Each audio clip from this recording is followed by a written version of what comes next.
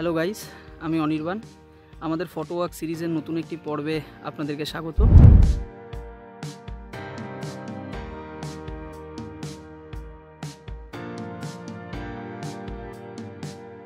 আজ বৈকুণ্ঠপুর ফরেস্টের একটি গ্রামে এসেছি। প্রথমে তো আমি ফরেস্টে যেতে চেয়েছিলাম, কিন্তু পারমিশন না পাওয়ায় আমাকে এখানে ফটোগ্রাফি করতে হচ্ছে আজকে। তো দেখা যাক আজকে কি প্রাপ্তি হয় আমার।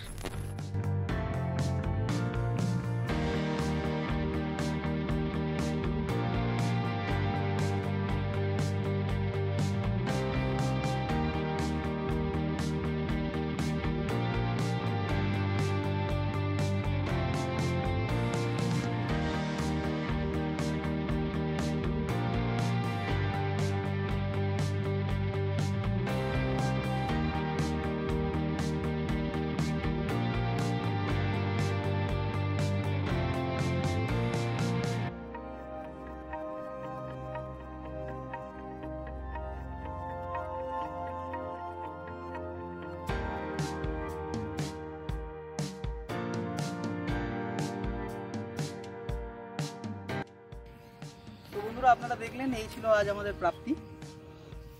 দয়া করে পরিবেশ রক্ষা করুন, গাছ লাগান ও বন্যপ্রাণ সংরক্ষণ করুন।